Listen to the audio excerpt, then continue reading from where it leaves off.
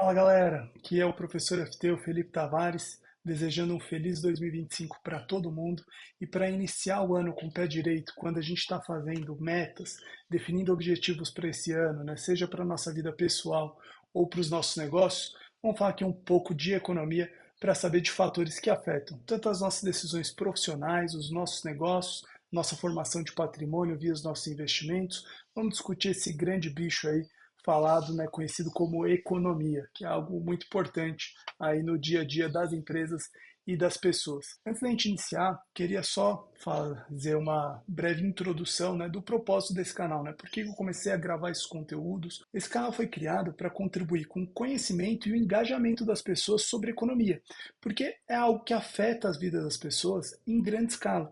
E às vezes as pessoas, por termos difíceis ou uma distância ali da discussão mais técnica, ficar à mercê e achar que é meio mágico, ou que tem alguma conspiração ali por trás, ou que tem fatores muito aleatórios ou de sorte afetando a vida delas. E na verdade não, né? Na verdade a sorte ele é um fator muito pequeno no meio disso tudo, né? A gente tem consequências de atos que a gente toma. Então o objetivo desse canal foi trazer um pouco mais de informação e tentar qualificar um pouco mais o debate e as conversas que eu escuto e vejo por aí, né? Eu vejo alguns canais falando sobre investimento, sobre negócio, sobre planejamento, todo mundo querendo vender um curso, querer empurrar ali um negócio novo, mas a grande verdade é que às vezes falta um pouco do conteúdo mais técnico, mais do embasamento ali, do fundamento do que gera aquilo, e isso cria ali uma massa de pessoas que estão só replicando o conhecimento que elas não entendem muito bem do que estão falando. E muitas vezes falam coisas que são meio erradas, né, ou completamente erradas.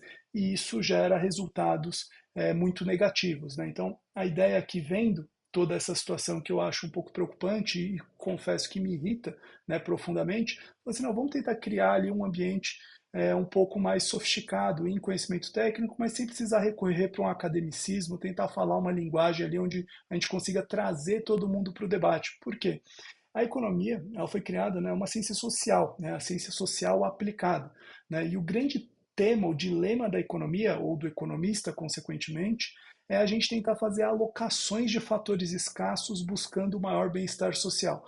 Que raio que isso significa?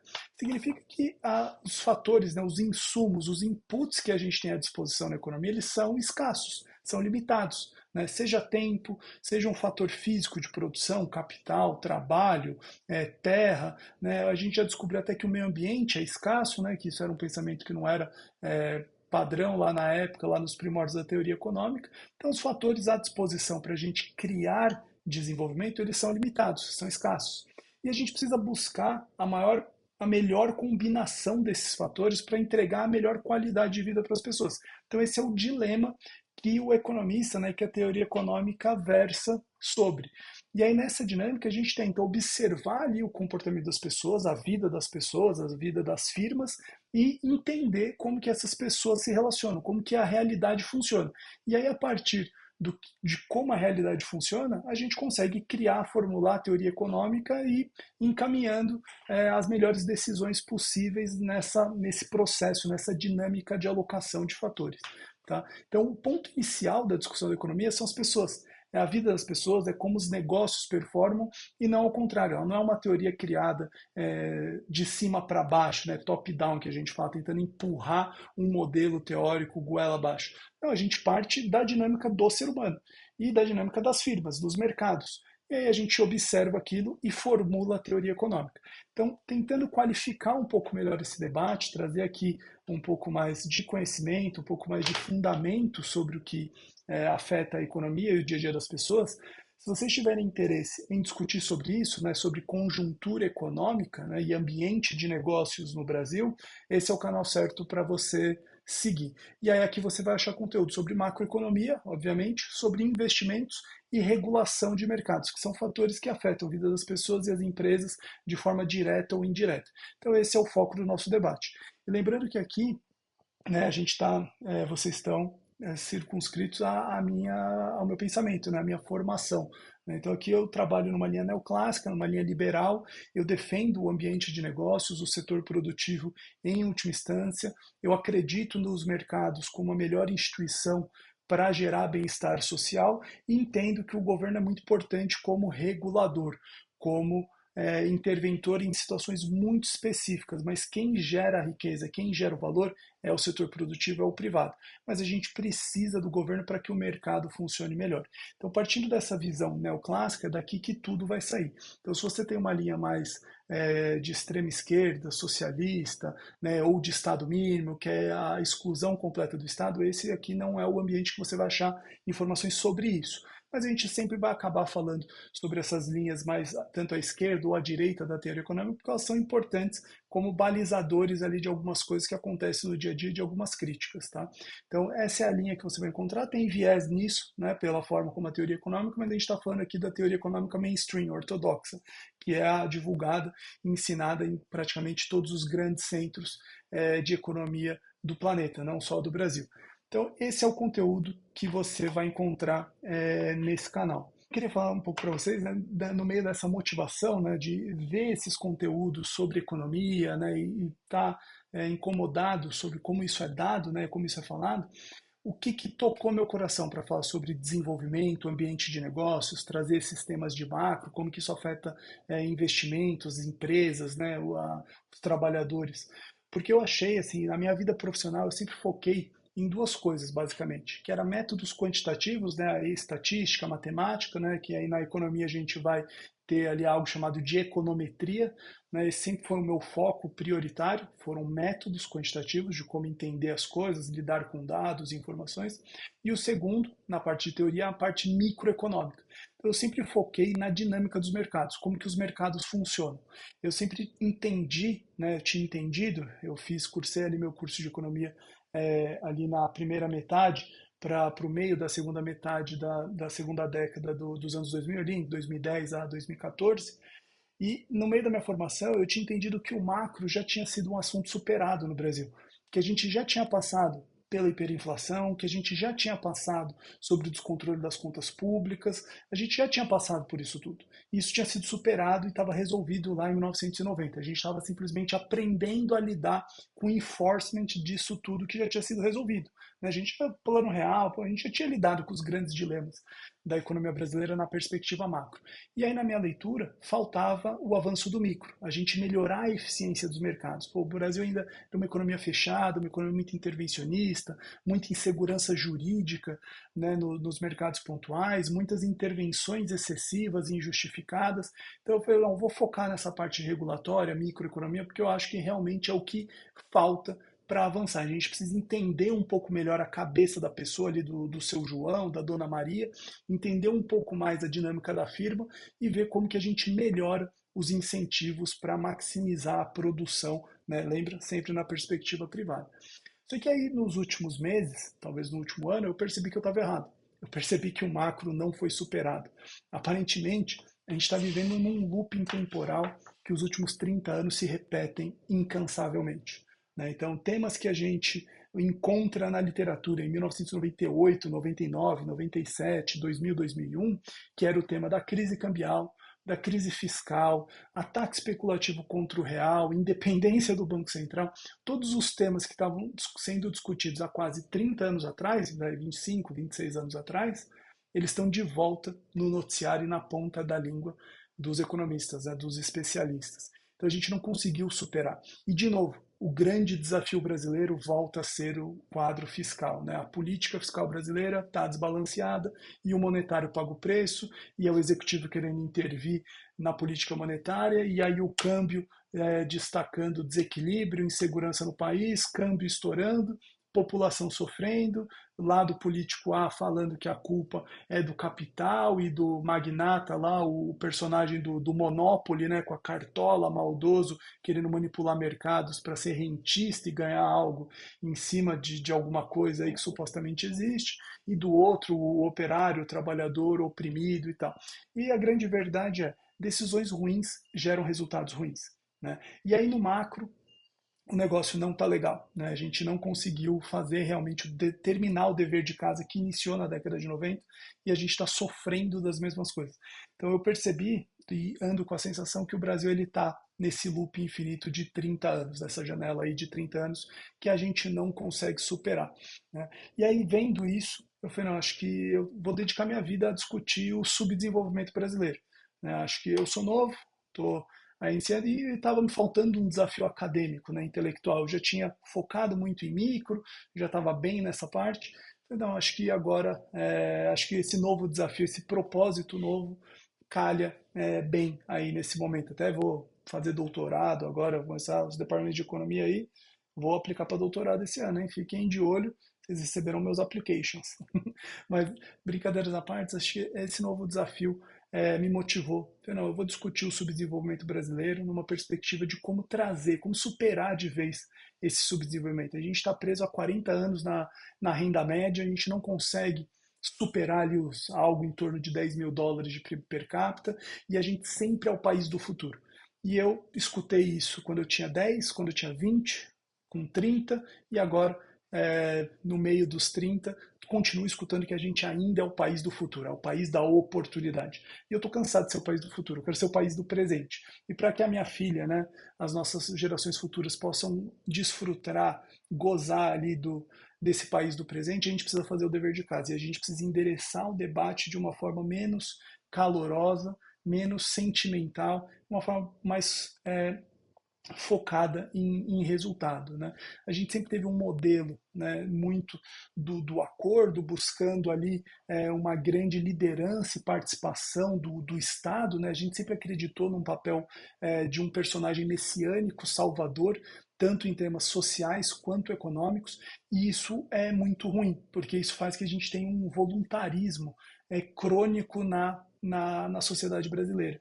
E esse voluntarismo quer dizer que a gente afasta as decisões e o dia a dia, né, as discussões mais centrais para o desenvolvimento do país, a gente afasta o técnico e busca mais o sentimento. E isso é algo muito ruim, porque aí a gente casa esse personagem messiânico com esse voluntarismo, e aí a consequência disso é que a gente acaba se tornando mais tolerante a intervencionismos e a posturas mais ditatoriais em prol do povo, em prol do bem-estar comum.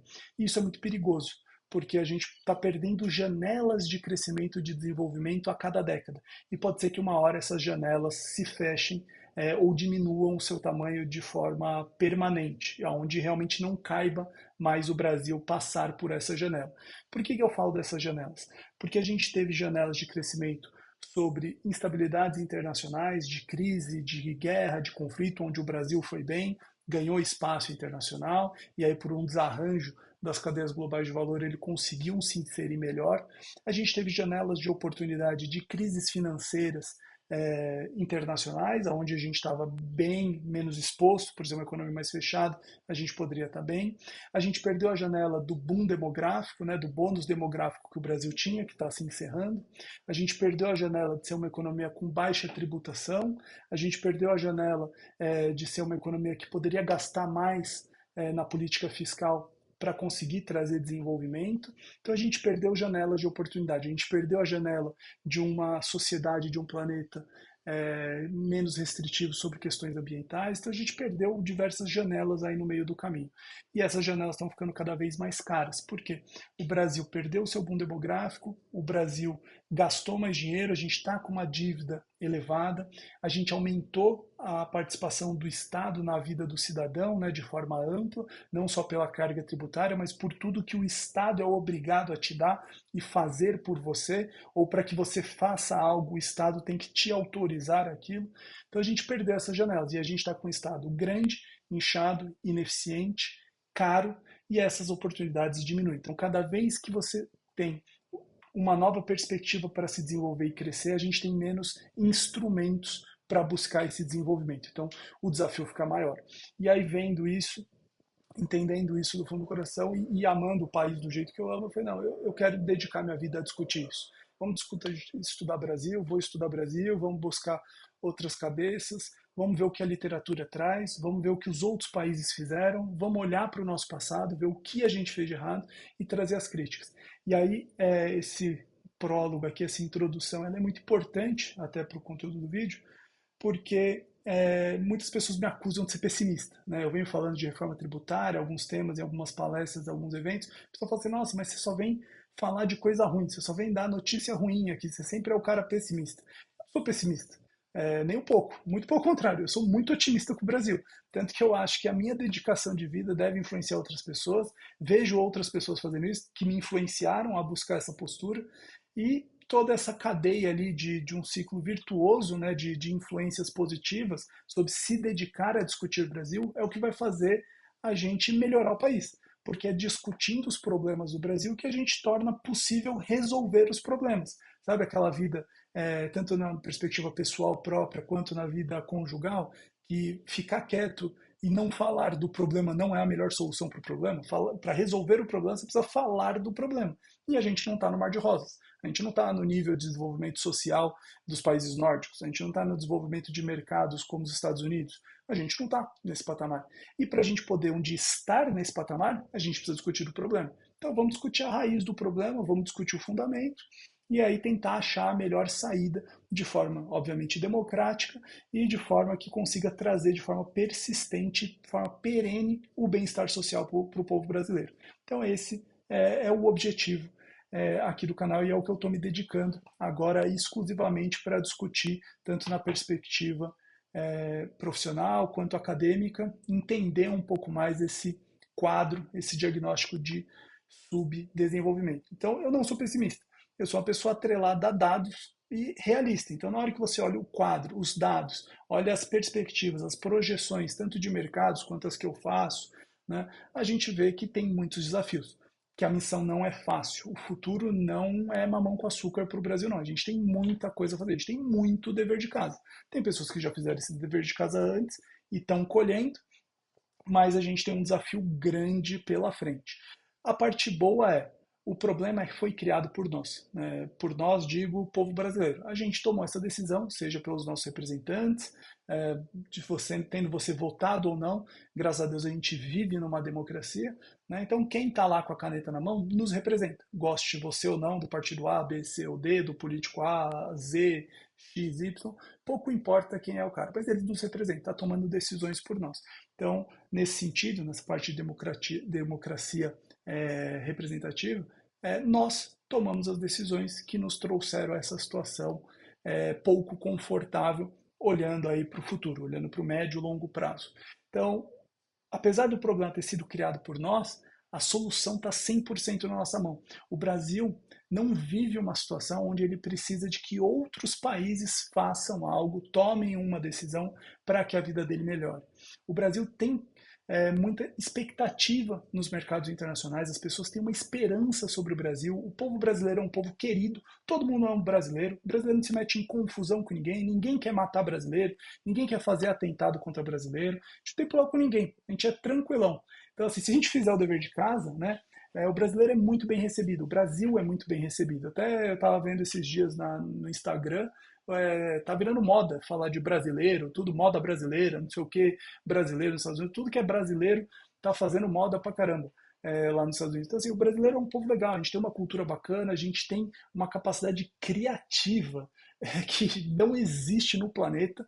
O brasileiro, ele tem algo que, cara, a NASA precisa estudar o brasileiro, a gente é criativo, a gente é bom de serviço, a gente é trabalhador, o brasileiro trabalha pra caceta, a gente é bom de serviço, a gente é bem informado, as nossas universidades são boas, a gente tem um conteúdo técnico muito bom, o nosso ensino médio fundamental, sou extremamente crítico a muitas coisas na educação brasileira, mas é de um conteúdo, de uma profundidade muito grande. Né? O que a gente aprende no ensino médio brasileiro não existe em nenhum lugar do planeta. Assim, eu me arrisco a dizer, não sou um grande especialista em educação, mas eu sei que a nossa formação ela é muito boa. Então a gente tem problemas, temos problemas, mas a gente não depende de ninguém para superar o nosso subdesenvolvimento. Se a gente fizer o dever de casa aqui, o Brasil cresce e ele vai super bem. E lembre-se, aqui eu não estou defendendo para a gente fechar a economia brasileira e ficar isolado do planeta. Muito pelo contrário. Sou totalmente a favor da gente ir para. Eu acredito, vejo as evidências, acredito na globalização. A gente tem que ir para o mercado, tem que conversar com o mundo. É assim que a gente vai crescer de fato, né, de forma sustentável. Mas os nossos gargalos eles são criados por nós e cabe a gente resolvê-los. Então, se a gente fizer o dever de casa, o Brasil deslancha. Então, essa é a parte boa. E aí, a parte onde eu me justifico nas palestras que eu dou e nos eventos que eu faço alguma contribuição, eu não sou pessimista, eu sou muito otimista. Tanto que eu estou aqui disposto a discutir o problema de fato, porque eu acho que realmente dá para resolver. Então, eu tenho, no fundo do meu coração, a crença de que dá para resolver o problema brasileiro. Né? Então, eu não sou pessimista, eu sou muito otimista, só que um otimista realista, atrelado a dados. Então, não gosto da narrativa, não gosto não, se a gente esperar, porque tudo indica, tenho convicção, odeio esse tipo de palavra, esse tipo de raciocínio. Eu gosto de ver os dados, eu gosto de ver mapas de probabilidade, tomar decisão em cima de número, em cima de evidência, para realmente poder fazer uma distribuição de resultado esperado, e do que deu errado, aprender com a lição, ajustar o processo, ir para cima de novo. Eu acredito nessa dinâmica. Tá? E aí, esse é o objetivo que eu estou aqui. E eu não gosto de discutir simplesmente questões simples, né? Assim, não, mas você fala da educação, mas o Brasil não investe em educação, tem que triplicar o dinheiro da educação. Não, a gente não está sabendo investir em educação, por exemplo. O resultado da educação do Brasil é muito ruim. Então, assim, a gente gasta mais dinheiro, a gente vem gastando cada vez mais dinheiro. Se você pegar as séries de dados, aí a gente pode até gravar aqui conteúdo, se vocês quiserem, comenta aqui embaixo, pedindo recortes específicos sobre algum tema, que aí eu faço o conteúdo sobre esse tema, desde que seja circunscrito essa parte de desenvolvimento econômico, ambiente de negócios e Brasil, né?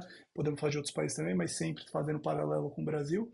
É, então, assim, se você pegar, a gente gasta mais dinheiro, a gente está gastando mais dinheiro, a gente não gasta pouco dinheiro, não. Mas o retorno em qualidade, em aprendizagem, vem sendo muito ruim. A gente sempre está nas últimas posições em rankings internacionais de aprendizado. Na saúde, a gente gasta muito dinheiro e a gente fica mal em indicadores de retorno, de qualidade dessa saúde. Então, o problema às vezes não é dinheiro. Em grande parte das discussões, o Brasil gasta de forma ampla, o seu gasto primário está na casa de 2 trilhões e 300 bilhões de reais, tá? Fechando agora 2024.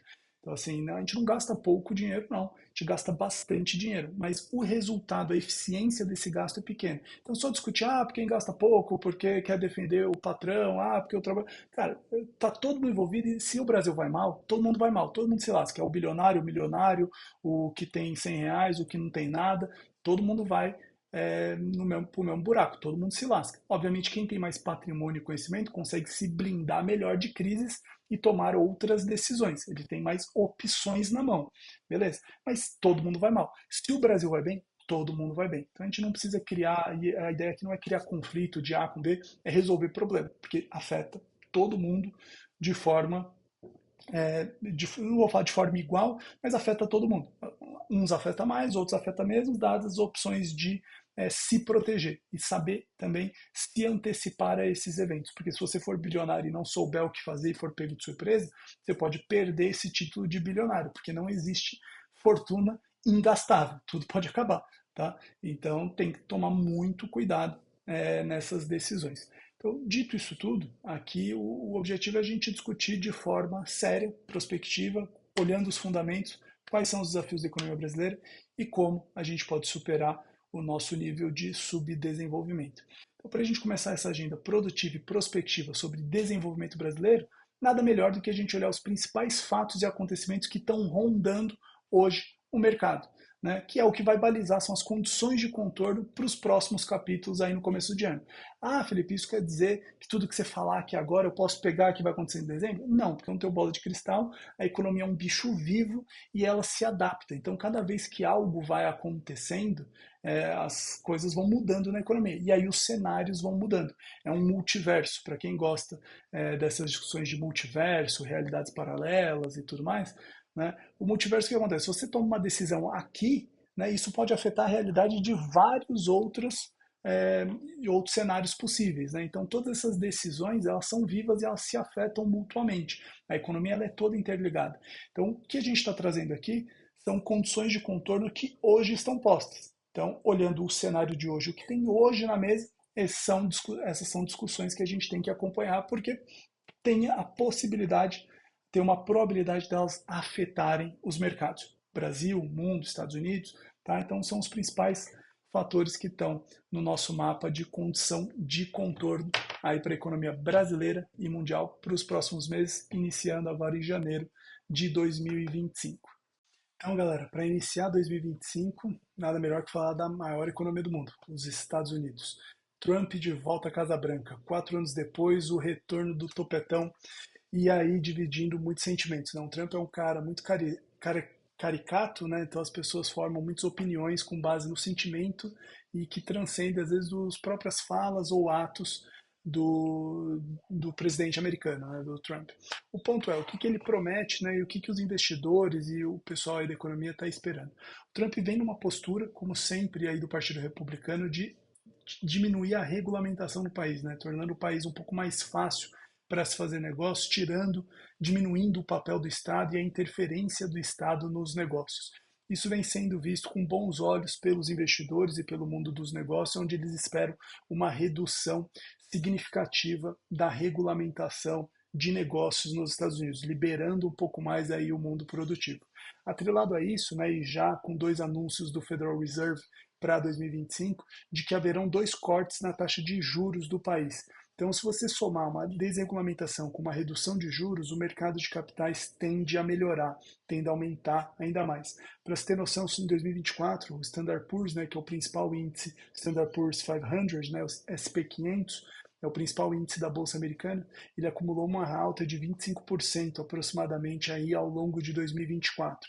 Então, com esse cenário de desregulamentação e redução de juros, a bolsa tende a ir ainda melhor. E aí, com esse movimento, menos regulamentação, redução de juros e melhoria do ambiente de negócios nos Estados Unidos, os analistas de Wall Street eles veem que tende a ter um retorno de atuação, um aumento da atuação dos fundos de private equity nos Estados Unidos. Para quem não sabe, os fundos de private equity são quem investem em capital acionário das empresas, tá? A gente tem investidores, né? A gente tem dois tipos de capital em empresas, né? O primeiro é capital de terceiros, que são dívidas de forma ampla, financiamentos, debêntures, né? Qualquer dinheiro que as empresas pegam emprestado, né? Que elas têm que pagar, retornar com juros, isso ali para o banco. Só que esse dinheiro que entra via capital de terceiros não forma sócio, não, eles não são acionistas, eles são simplesmente financiadores, credores do negócio. Né? É um empréstimo, linguajar mais popular. No capital de equity, no capital acionário, aquele capital ele entra como participação em sociedade. Isso ocorre em empresas de capital fechado, onde você pode ser sócio de empresas de capital fechado, e também ocorre em empresas de capital aberto. Quando você compra uma ação, por exemplo, você está falando de ser sócio daquela empresa naquela cota parte que a ação representa. Né? Os fundos de private equity eles focam majoritariamente em empresas de capital fechado. E a ideia é comprar empresas com grande potencial e lucrativas, né, com perspectiva de crescimento, comprar essas empresas para fazer elas crescerem ainda mais. E aí talvez venderem para outro private equity ou até fazer uma abertura de capital, o famoso IPO.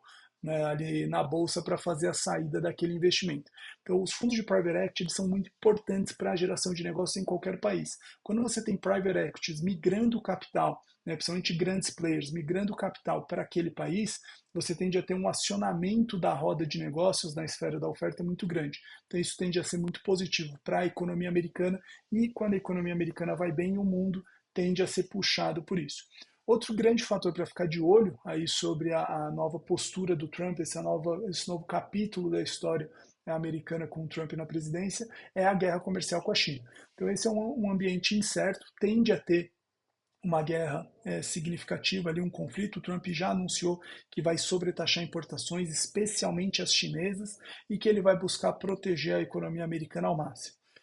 Dentro desse capítulo aí da guerra comercial tem muitas incertezas no meio do caminho e aí de novo traz muito sentimento quem apoia, né, a China e tal, e aí aqui é um ponto que vale a pena a gente fazer umas aspas e discutir um pouco mais com calma, porque China é um país que tornou muito sentimental na discussão econômica, né? Infelizmente, né, aí aqui minha visão, infelizmente a gente tem muitos economistas que buscam muito mais para uma linha mais partidária, politizada a discussão e a análise econômica, e aí a China ela sempre é o grande exemplo a ser seguido na linha mais heterodoxa, na linha mais esquerda da economia, onde tem uma maior participação do Estado, onde o Estado chinês ele lidera o desenvolvimento. Tá? Eu sempre falo para as pessoas tomarem muito cuidado ao desejarem ser a China, porque a gente não conhece o mundo da fronteira ali, do meio do caminho para frente, ou seja, a gente conhece o mundo sobre as perspectivas e os valores sociais ocidentais. O Oriente é outro planeta. A China, então, lá no Sudeste Asiático, é um outro planeta à parte. Tá? Então você tem muitos planetas diferentes, né? Culturas totalmente diferentes, lógicas diferentes quando você vai para o Oriente, e a China é um caso muito particular.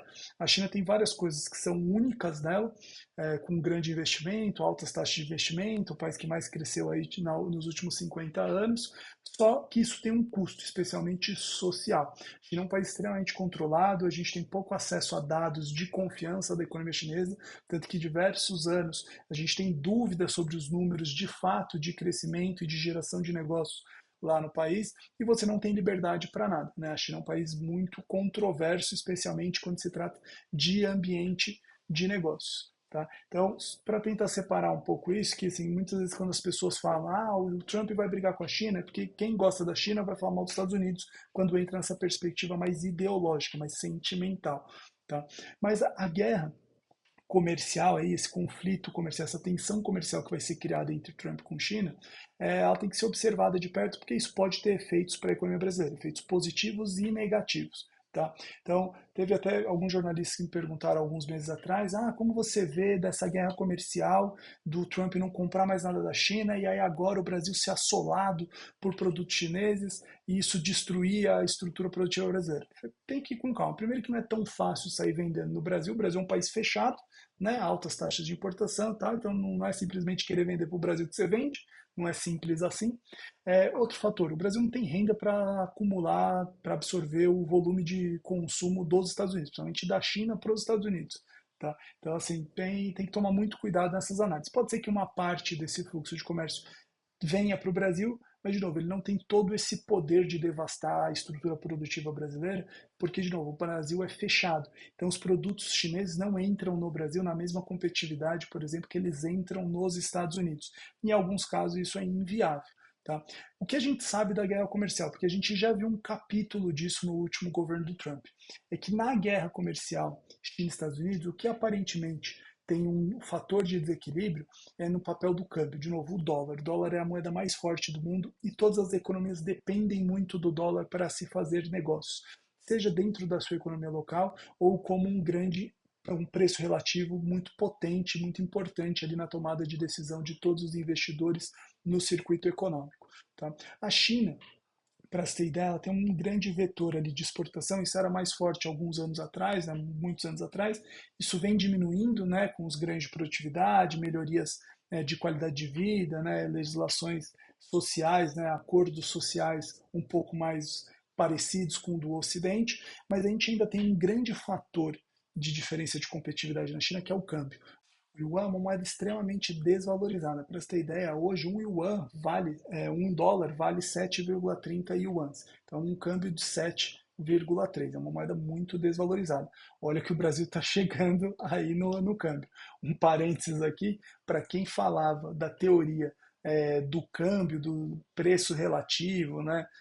Da importância de você ter um real desvalorizado para desenvolver indústria e o desenvolvimento brasileiro, aqui está mordendo a língua, né? Porque o dólar, o Brasil, o real, já está quase chegando na cotação do yuan. Tem muito analista já vendo uma probabilidade não desprezível do Brasil chegar a 7, 7,50 aí ao longo de 2025 ou talvez 26. Então, né, a teoria aí do câmbio se prova como insuficiente para romper o subdesenvolvimento brasileiro. Mas no caso da China, ela tem um grande fator que é a moeda. A moeda desvalorizada da China, ela traz uma competitividade na sua exportação. Isso somado a toda a estrutura produtiva chinesa, que possibilita uma estrutura de custos muito baixa, né, mão de obra barata, muito mais barata do que a média do Ocidente. Você tem uma flexibilização sobre legislação trabalhista muito maior do que a existente no Ocidente, uma lei ambiental praticamente inexistente, com custos praticamente zero sobre a agenda de proteção do meio ambiente e outras proteções que possam existir, processos burocráticos muito reduzidos, dado a esse controle do Estado, né? Só produz quem o Estado quer que produza, da forma como o Estado quer. Então, isso torna uma celeridade, uma diminuição do custo de transação sobre a burocracia, porque não existe arbitramento entre o privado e o governo, não existe conflito, o governo resolve tudo e quem gera problema sai do circuito rapidamente, o governo já resolve esse probleminha que surge. Então, a estrutura produtiva chinesa tem uma estrutura de custos muito reduzidas da comparada do Ocidente. Isso somado à moeda desvalorizada, tem um fator. O que, que a gente sabe, né? Para você conseguir ter essa moeda extremamente desvalorizada, você tem que desequilibrar o seu balanço de pagamentos, né? Muito significativamente. Na balança comercial chinesa, você tem um superávit muito grande. O que, que isso acontece? Você precisa ter uma redução nas contas de capitais muito grandes. Só que com essa entrada de recurso, o governo chinês ele precisa ter capacidade de retirar esse dólar. Se esse dólar que entra na balança comercial não conseguir se manter ativo em entrada, né, se você interrompe o fluxo de dólares na economia chinesa, a estrutura do balanço de pagamentos e das contas públicas chinesas ela deteriora muito rápido.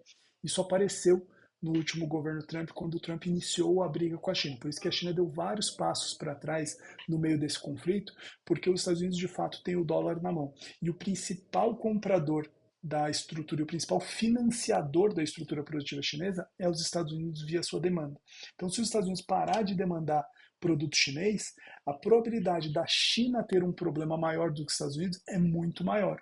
Tá? A China tem uma dependência muito grande ao dólar, por isso que ela tenta fazer várias ofensivas para tentar trazer o yuan como uma moeda de conversão internacional, para fazer os países negociarem o yuan ao invés de dólar, né? Fez acordo com a China, com a Rússia, agora está tentando aumentar ali a pressão sobre o grupo dos BRICS para criar uma moeda concorrente ao dólar. Então a China tem um grande problema chamado dólar. E os Estados Unidos e o Trump, no caso, sabem muito bem disso e tem ali a irresponsabilidade, a coragem irresponsável de botar isso na mesa e de ir para a briga. Né? Obviamente, os Estados Unidos também perdem muito numa briga comercial com a China, principalmente pelo fato da China exportar deflação para os Estados Unidos. O que isso quer dizer? Quer dizer que na venda dos produtos chineses para os Estados Unidos, esses produtos chegam nos Estados Unidos numa estrutura de custos menores das que se eles fossem produzidos no próprio país. Então você tem uma estrutura de preços mais competitiva. Isso faz com que o preço na prateleira seja mais barato, porque essa estrutura de custos ela é muito diminuída. Então o primeiro resultado com esse efeito de uma briga comercial entre Estados Unidos e China é de você ter um efeito inflacionário nos Estados Unidos por um aumento de preços, por essa deterioração da estrutura de custos que vem via as importações chinesas. Por outro lado, isso também passa a ativar toda uma nova cadeia de relacionamento internacional dos Estados Unidos. Outra parte dessa demanda vai ser assimilada no próprio território nacional, né, no próprio Estados Unidos. E aí o que a gente já viu no último governo Trump e agora tende a ver de novo, do México pegando uma cauda ali, uma carona nessa cauda de cometa que é a briga comercial Estados Unidos-China. E aí o México absorve grande parte dessa demanda, e aí que vem a oportunidade para o Brasil. Por que eu expliquei todo esse quadro?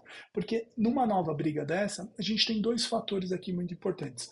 Um é o Brasil sempre ser um território neutro. A gente sempre foi neutro em tudo que é briga, né? Seja bélica ou não, comercial ou não. O Brasil sempre paz e amor. Lembra que eu falei no começo do vídeo que o brasileiro é o camarada de todo mundo? A gente é gente boa, cara. Todo mundo gosta da gente. E a gente tem que se manter assim. Então não tem que comprar briga de ninguém, deixa lá os caras brigar, problema deles, eles são grandes, eles se entendem, a gente é tranquilão, estamos aqui na nossa, a gente só quer fazer o nosso. Tá? Nesse momento, o Brasil só tem as boas oportunidades na mesa, que é, por exemplo, se uma parte do fluxo chinês quiser vir para o Brasil, pô, bacana, a gente analisa isso, a gente recebe, consegue importar a deflação. Olha a inflação brasileira onde está. A gente está começando o ano já prevendo que a gente entrega 2025 acima da meta de inflação. Então, receber produtos numa estrutura de custos menores, fomentando comércio e serviços absurdamente, que é o grande peso ali da estrutura do PIB brasileiro, não me soa algo muito ruim. A gente tem um equilíbrio na estrutura de produção, indústria e tal, mas, de novo, a economia se equilibra. E trazendo custos menores, isso pode ser uma agenda importante de aumento de produtividade e redução de custos, né, no Brasil. Outro fator, toda essa briga comercial, ela vai rearranjar a estrutura das cadeias globais de valor. E dado como o Trump sempre fala e se posiciona, o próprio Partido Republicano se posiciona, ele se posiciona numa postura muito mais pró-Ocidente. E aí isso tende a acontecer uma reorganização das cadeias globais de valor pesando para o Ocidente. Aí o Brasil pode entrar muito bem nessa conversa, tendo uma postura muito pró desenvolvimento ocidental e conseguir internalizar grande parte dessa demanda que vem na sua estrutura produtiva e ser um importante ofertante ali das demandas ocidentais do próprio Estados Unidos, então parte daquela produção chinesa pode migrar para ser produzida no Brasil para atender os Estados Unidos, essa demanda dos Estados Unidos, e aí aqui vale a pena a gente fazer um parênteses de impor e colocar a importância de se discutir uma agenda de custo Brasil e redução da complexidade do custo do ambiente de negócio precário brasileiro. Porque se a gente estiver bem posicionado na estrutura de custos agora, o Brasil pode internalizar grande parte dessa demanda dos Estados Unidos, que pode migrar da China para o país. E aí pode ser uma agenda de 10, 20, 30 anos de crescimento muito intenso, não pelo consumo, não dependendo de choques ali de injeção de adrenalina no coração da demanda, mas sendo uma agenda de crescimento pela oferta, na estrutura produtiva brasileira, que aí é crescimento de longo prazo. Então, aqui é uma importante agenda. Se a gente tiver uma estrutura de custos, de ambiente de negócios positiva, a gente pode ter ótimos anos daqui para frente, do mesmo jeito que o México teve aí nos últimos anos. Então, pode ser uma oportunidade muito importante aí para o Brasil que pode se abrir. E aí, o terceiro fator de toda essa briga, desse rearranjo da cadeia produtiva global, é que de grande parte dessa cadeia global do Oriente também vai precisar de novos ofertantes. E aí, de novo, o Brasil entra numa agenda muito importante, especialmente como ofertante agro, no lugar dos produtos americanos. E aí a gente pode tomar mais espaço no Oriente Médio, mais espaço na Ásia. Então o Brasil ele tem tudo para estar bem posicionado. Lembra que eu falei que eu não sou pessimista? Eu sou um otimista, porque a gente tem muito problema? Tem, acabei de falar, custo do Brasil elevado e tal, mas tudo que acontece, o Brasil sempre está aparentemente no lugar certo e na hora certa. Basta a gente pegar aquele cavalo que está selado. Então, esses fatores aqui são importantes. E aí tem um terceiro ponto ali das promessas do Trump de campanha, que é uma agenda de deportações e de ser mais restritivo sobre importações, sobre imigrações. Aqui vale observar que quando o Trump fala isso já foi visto no primeiro governo dele, isso já vem sendo falado novamente, que ele não fala de imigrações de forma irrestrita, né, generalizada. Ele fala sobre uma agenda de você legalizar os imigrantes e de você ser contra 100% a imigrantes ilegais nos Estados Unidos. Tá? Tanto que no governo Trump foi muito acentuada essa agenda de legalizações. Tanto que eu acabei vendo alguns relatos, tem aí na internet, não tem nenhuma pesquisa aplicada, amostral, com consistência estatística, mas o que a gente vê de alguns relatos que tem na mídia é de que a vida de imigrantes melhorou muito nesse período aí de legalizações, emissão de green card, né, de vistos. Então, o Trump ele sempre vai na linha de tentar oficializar a permanência desses imigrantes nos Estados Unidos. E aí, de novo, essa é uma agenda importante, porque toda essa agenda de legalização, primeiro, ela abre muito espaço para uma migração de capital intelectual. O Brasil tem uma migração ali do capital humano, absorvendo conhecimento, né? E esse aumento da legalização lá na mão de obra, ela gera um aumento do custo da mão de obra nos Estados Unidos. Ou seja, a gente tem um gap, ou seja, né, isso é uma oportunidade para a gente, porque a gente tem um gap de produtividade do trabalho, onde o trabalhador brasileiro representa metade do trabalhador americano em termos de produto hora, tá? Em termos de produtividade.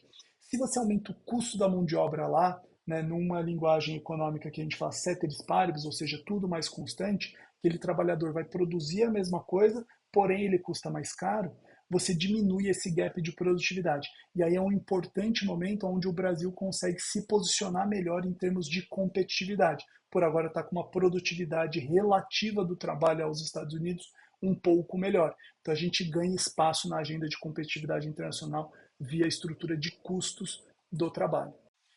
Segundo ponto para a gente acompanhar com cuidado em 2025, agora nesse início de ano. Guerra lá na faixa de Gaza, em Israel e Palestina.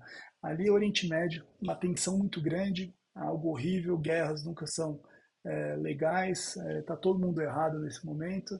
A gente tem que lutar para ter de novo um novo período de paz no planeta de forma sustentável e resolver esses problemas de forma não violenta e não bélica. A gente precisa dar um jeito de se resolver falando, conversando, buscando convenção. E para explodir os outros não é uma boa opção.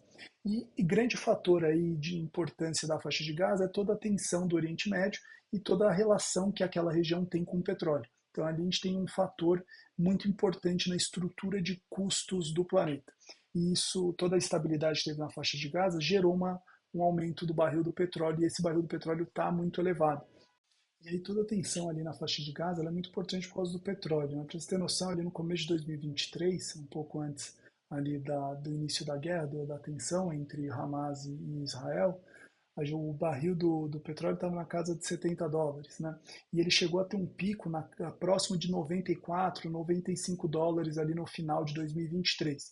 Depois o conflito foi se resolvendo, foi se estabilizando, mas hoje a gente ainda se mantém num patamar elevado ali na casa de 74, US$ 75. A grande preocupação da tensão internacional é do espraiamento que esse conflito pode ter. Por exemplo, esse conflito ele já instigou e levou a um conflito lá no Líbano, né, tendo como principal fator, ator ali nesse conflito o Hezbollah, né, outro grupo extremista terrorista. Então, toda uma tensão sendo espraiada ali na região do Oriente Médio, a gente tem um efeito e uma pressão sobre os preços do petróleo. E isso afeta a economia global.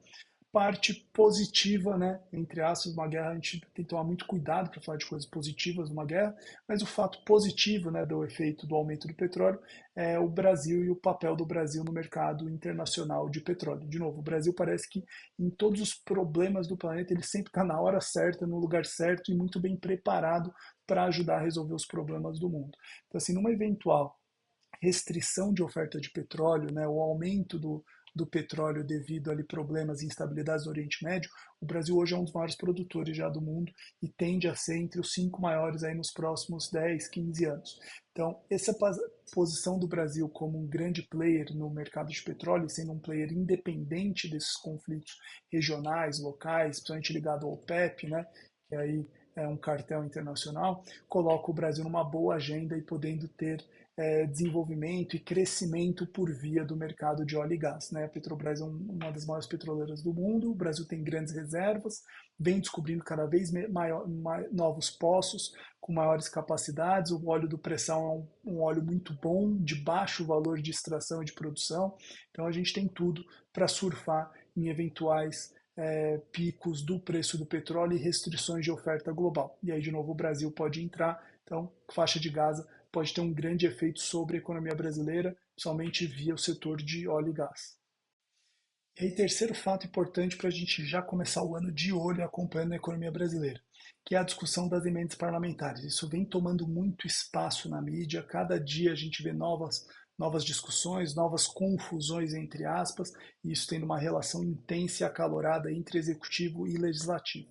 De fato, as emendas parlamentares vêm crescendo de forma significativa. Para ter noção, tem um texto para discussão do pessoal da FGV, do IBRE, do Instituto Brasileiro de Economia, lá da Fundação Getúlio Vargas, Carolina Rezende e Manuel Pires, que são os autores do trabalho, e eles mostraram, por exemplo, ali nos dados, que as emendas parlamentares, pegando ali o período entre 2014 e 2024, ou seja, a última década, né, os valores empenhados e aí 2024 o autorizado no orçamento, as emendas cresceram então um pouco mais de 7 vezes. Em 2014, os valores de emendas parlamentares eram na casa de 6,14 bilhões de reais. Em 2024, o valor autorizado para o orçamento foi de 44,7 bilhões de reais, ou seja, a gente aumentou um pouco mais de 7 vezes. Esse crescimento absurdo das emendas parlamentares retrata o tamanho da importância desse tema na discussão do arranjo fiscal brasileiro. E aí aqui vale a gente parar um pouco para entender essa dinâmica e todo esse problema que vem junto com as emendas. O primeiro fator não é o valor em si das emendas, né? Porque assim, eu não vou discutir se é certo, emenda P, eu não discuto esse tipo de coisa, eu discuto a partir dos dados e os efeitos da economia.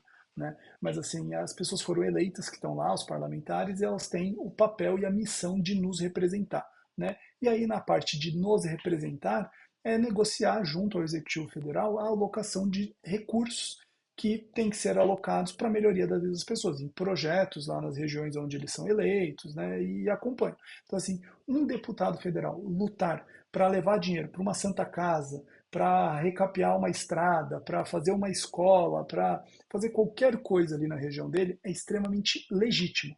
E é assim que funciona em todos os lugares do mundo.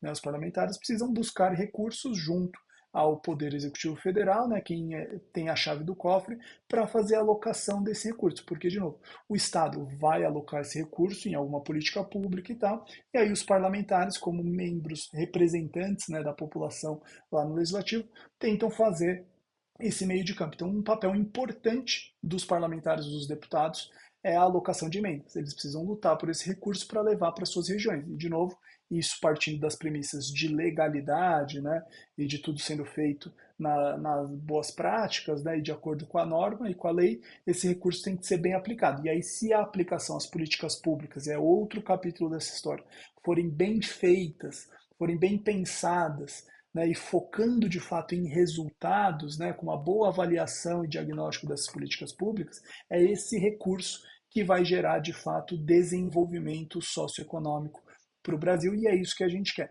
O problema é, quando esse recurso vem de forma questionada, né, ele é aplicado de forma questionada e você tem algum problema de desvio de conduta na aplicação do recurso, e aí é a justiça, a polícia que tem que resolver isso.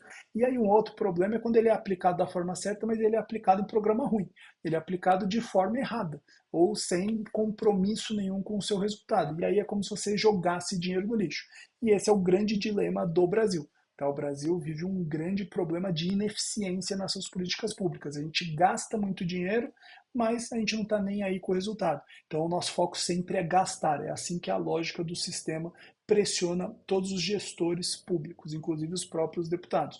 O deputado não é cobrado na sua emenda se aquilo gerou o que se era esperado. Ele é cobrado pelo procedimento, pela chegada do recurso da forma correta e a aplicação dele na janela temporal específica pré-determinada. Ponto. Né? A consequência da política pública, isso não é ponto de discussão. E esse é o grande problema. Né? Obviamente, desvio de conduta sempre tem que ser combatido, a gente não está falando sobre isso, mas o grande desafio é conseguir fazer que a parte que é aplicada de forma legítima tenha resultado. E o grande problema é que a gente aplica em coisas que não têm resultado. Mas por que essa relação das emendas parlamentares é tão importante para a gente acompanhar para o quadro fiscal? É só porque 44 bilhões é muito dinheiro? Cara, se você olhar o orçamento como um todo brasileiro, nem é tanto dinheiro assim, né? Porque, para mim, é uma fortuna, né? Uma pessoa física, para uma empresa, é uma fortuna. Mas em termos de estrutura do orçamento público, é pouco dinheiro porque o Brasil tem um orçamento gigantesco. Para você ter noção, o gasto público brasileiro, como eu já falei no começo do vídeo, é na casa de 2,3 trilhões de reais, o gasto primário do Brasil, né? As despesas primárias, né? Então, 2,3 trilhões de reais, se você parar para pensar quanto 44 bilhões significa em termos de 2 trilhões e 300, a gente está falando de uma relação ali de 2% da despesa primária do governo. Tá? Isso são as emendas parlamentares. Então, relativamente é pouco dinheiro.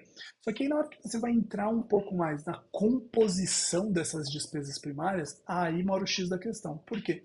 Na casa de 92, 93% dessas despesas, elas são todas obrigatórias, elas já estão pré-definidas. Então, dos 2 trilhões e 300 que o governo gasta, a gente está falando que 92%, ou seja, 2 trilhões e 100, 2 trilhões de reais, arredondando aqui, 2 trilhões e 100, já está pré-determinado que vai ser gasto e aonde vai ser gasto e como vai ser gasto. Então não tem discussão sobre esse dinheiro, simplesmente entra e tchau, vai embora. Então fica para discussão no gasto discricionário o que sobra, que é algo entre 8% e 7% ali das despesas. Então o dinheiro é muito restrito do que se tem disponível. E aí a gente entende por que está tão difícil discutir as emendas, porque de fato, de recurso disponível, a gente só tem 184 bilhões aproximadamente.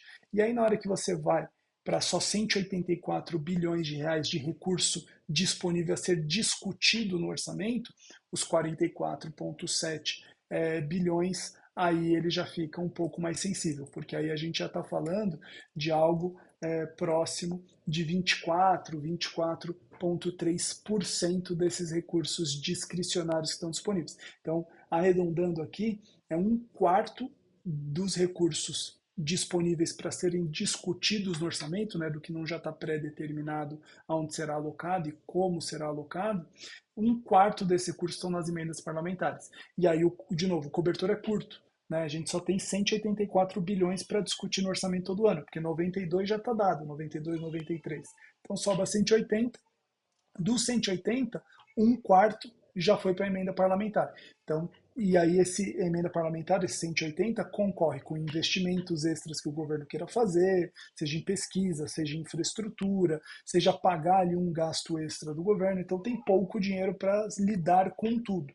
né? E tanto que é por isso que a gente está em déficit crônico. Então, dado esse estrangulamento da despesa pública e do quadro fiscal brasileiro, as emendas parlamentares estão se tornando algo complicado de se lidar. Tanto que aí vem o ministro Supremo querendo definir aonde vai ser alocado e tal. E aí, de novo, qual que é a parte que me irrita, que me incomoda e aí conecta com o propósito aqui do canal? É que a gente está discutindo sempre quanto gasta. Ah, não, a gente quer gastar mais dinheiro, vamos investir mais em educação, vamos investir mais em saúde, vamos investir mais em segurança, vamos investir mais em infraestrutura. Tá, vamos parar de discutir o que a gente vai investir e vamos discutir sobre entregar o serviço? Vamos discutir um pouco mais sobre a qualidade, tá? A gente vai investir, mas como, quando, de qual forma, como que a gente mede, o que que a população realmente espera ter de retorno daquela alocação. Porque simplesmente investir em educação, isso pode ser capacitação de professor, pode ser comprar computador, pode ser pintar a quadra da escola. E aí? Pintei a quadra das escolas, botei quadra de basquete da NBA, todas as escolas brasileiras, investi em educação, isso computa como investimento. E aí? Ah, tripliquei o salário dos professores. Beleza, vai entrar como, vai aparecer lá como gasto em educação, vai ser investimento em educação. Ah, mas o professor tem que pagar mais. Beleza. Como que é a estratégia em sala de aula? Como que é a estratégia de ensino? Como que a gente vai medir a eficiência daquele profissional? Tem alguma relação? Ele tem alguma contrapartida com o Estado, com o empregador, com a sociedade? Como que a gente vai julgar toda a administração e o dia a dia, o cotidiano na escola? Eu, no começo da minha carreira, quando estava na faculdade, eu dei aula de professor eventual de matemática na rede pública de ensino do Estado de São Paulo. O Estado de São Paulo permitia que um estudante universitário levasse lá o seu currículo e, dadas as suas notas, a delegacia de ensino poderia te liberar a dar aula de eventual dado o seu currículo ali, né? As matérias que você já tinha feito e o curso que você cursava no ensino superior. Eu, como fazia economia, fui liberado para dar aula de matemática. E a grande verdade era que os meus colegas, né, os meus pares lá na escola, eles estavam completamente incapacitados de dar aula para os alunos, em grande parte deles. E isso é um dilema, né? A gente tem uma qualidade ruim. E mesmo os professores que são bons duram muito pouco nas escolas, porque eles logo buscam caminhos melhores. A vida do professor na sala de aula é um inferno. É difícil. Você tem que concorrer com tráfico de droga, você tem que conviver com a ausência de pais, você tem que conviver com um moleque mal educado, você tem que conviver com ausência de material, não tem infraestrutura nenhuma, não tem giz, não tem lousa, não tem ar-condicionado, nem vou falar porque isso é absurdo, né? Não tem nem ventilador, não tem nem janela, sala, não tem nem cadeira. Então, assim, a estrutura, ela é ruim, ela é precária, isso afasta bons profissionais, fica, os profissionais são ruins, e aí você não tem um ambiente, uma atmosfera que seja crível para se entregar resultado. Então, assim, a gente só discute gasto, né? Então, toda essa dinâmica, ela tá ruim, e a gente está perdendo essa oportunidade, porque a gente está gastando dinheiro, não está trazendo resultado, e aí, de novo, a gente vai tendo problemas ao longo do tempo e esses problemas se perpetuam no longo prazo, porque diminui produtividade, diminui a capacidade de absorção de conteúdos mais complexos, e aí isso influencia a capacidade de produção de tecnologia, então isso tudo afeta a estrutura econômica e social brasileira de forma muito grande. Então, as emendas é um tema a se observar, porque o orçamento está estrangulado, você não tem foco e discussão sobre a qualidade da política pública, aonde ela está sendo gasta, como está sendo gasta, o que a sociedade tem que se esperar, e você não tem discussões de como ajustar essas políticas. Então tá bom, deputado, a gente alocou X bilhões, X milhões de reais numa determinada atividade X via sua emenda parlamentar. Aquela política não deu certo. E aí, eu posso continuar fazendo a mesma coisa sempre? E aí, essa discussão ela tem que ser posta, né? Assim, até que ponto eu tenho que mudar a trajetória? Até que ponto eu tenho que fazer, colocar ele dentro da discussão sobre a política pública, se já que ele é um financiador dela? Não sei, esse é o dilema a ser superado. E dado o estrangulamento fiscal e a necessidade de um ajuste fiscal severo na economia brasileira para botar ela no trilho, né, de expectativas e risco, as emendas parlamentares é um tema super sensível para a gente acompanhar nos próximos meses. Então, galera, foi isso. Muito obrigado. Se vocês gostaram do conteúdo, não esqueça de dar o like aqui no vídeo, se inscreve no canal, libera aí as atualizações para sempre estar recebendo os novos conteúdos que eu vou gravando e não deixa de comentar. Sentiu falta de alguma coisa, gostaria de um esclarecimento maior, discorda, tem alguma crítica, sugestão, contribuição, sugestão de novo assunto, comenta aqui, porque aí a gente vai gerando esse conteúdo aqui para vocês com muito carinho. A ideia é a gente trazer todo mundo para dentro da conversa de uma forma positiva produtiva para discutir os fundamentos de como que a gente faz esse país se desenvolver por uma vez por todas. É isso. Valeu, galera. Até mais. Obrigado.